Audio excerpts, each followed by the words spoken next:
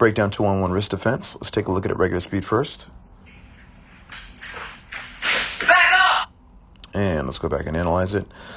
All right, now, they're standing in one spot. They're kind of set up in this position, kind of ready to move. But just understand, if you're really confronted in a self-defense situation, there's going to be much more movement. It's going to be much more dynamic. You're going to be pushed, pulled. All right, balance is going to be compromised. So it's just going to be a little bit different when you add those elements. But when you're learning, practice it in one spot first. So step one, he's going to grab both 2 hands on one wrist. He's going to squeeze nice and tight. You want to make sure you're in a base position. So you got your left foot in front, your right leg in back, knees are flexed. All right, ready to move if necessary.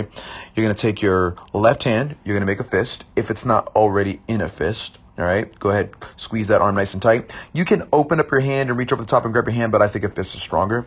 So the next step is, you're going to take that right hand, you're going to swing it over the top in between your opponent's forearms, in the space between the wrists. You're going to grab your fist. You want to make sure that you don't make these common mistakes. You don't want to pull your forearms and your wrists out this direction. All right, you want to bend at your elbow, really, really important. Bend at your elbow and then snap your wrist up towards your face. Don't pull straight back. That is a really common mistake. Let's take a look at it slow. Bends at the elbow, snaps the wrist to the side of the face. He uses his bicep and elbow to protect his chin in that transitional state, going from the disengaged moment all the way to the point to where his hands come back up to his face. And then he's going to slide back, disengage, use the verbal boundary. Now let's take a look at it at regular speed from a secondary angle.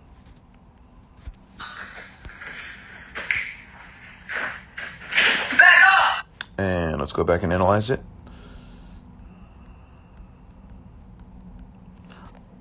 All right, so now you want to make sure you start in a base position.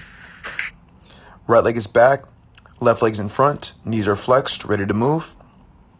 He's got his left hand already in a fist. However, that hand might not be in a fist. It might be relaxed. It might be open. But if it's in a fist already, great. Go ahead and reach over the top with your right hand, and you're going to grab that fist. Sometimes common mistakes are reaching underneath. All right, don't want you to do that. I want you to reach over the top and grab that fist. Squeeze nice and tight.